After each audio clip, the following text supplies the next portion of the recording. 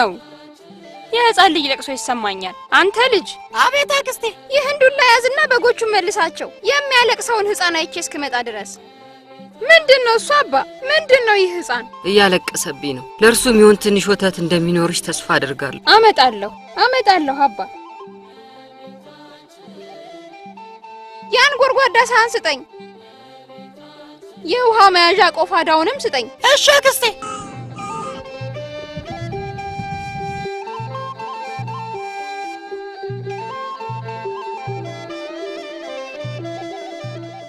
ግን ለምንድነው እዚህ ጋር የተቀመጡት? ልጁስ የማን ነው? የኔ ልጅ ነው። እንዴት ሊሆን ይችላል እርሶ መነኩሴ ሆነው? አምላክ ወደኔ ልኮት ነው። ገባኝ። ይሄው ወተቱን ይስጡት። እናም ይህንን የውሃ መያዣ ውሰዱት። ስለ ቸርነትሽ በጣም ነው ማመሰግነው። ይጸልዩልኝ አባ። እግዚአብሔር ይባርክሽ።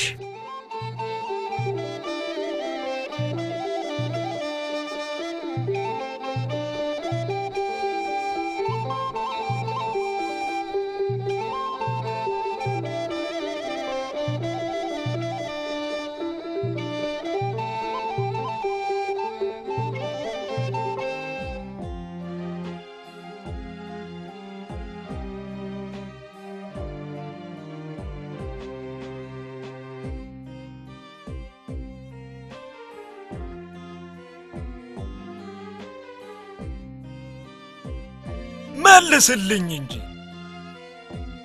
ምን ሆነሃል? ከጦርነት ከተመለሰ ጀምሮ አይበላም፣ አይጠጣም፣ አይናገርም።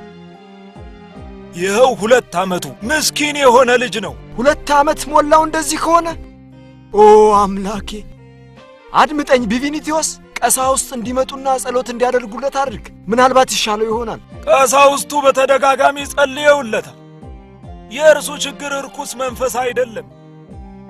ይሄ ምስኪን ልጅ እንደሚመስለኝ በጦር ሜዳ የሆነ የሚያስደነግጥ ነገር ተመልክቷል። እግዚአብሔር ይፈውሰው። እንዲቆርብ አድርገዋል። ምንም አይነት ምግብ መመገብ አይፈልግም። አይሆንም። እንደዛ አይሆንም። ጥሩ አይደለም። ራሲን የኔ ልጅ ይህንን ጠጣ። ይኸው ትንሽ ውሃ ጠጣ የኔ ልጅ። ምንም ነገር አይልም ከውሃ በስተቀር። መጸለይ ብቻ ነው ያለን ብቸኛ አማራጭ። ኦ አምላኬ ምን እንደተፈጠረበትና ከህልሙም ሁሉ ጊዜ የሚያባንነውን አስፈሪ ነገር እንዳውቅ አድርገኝ።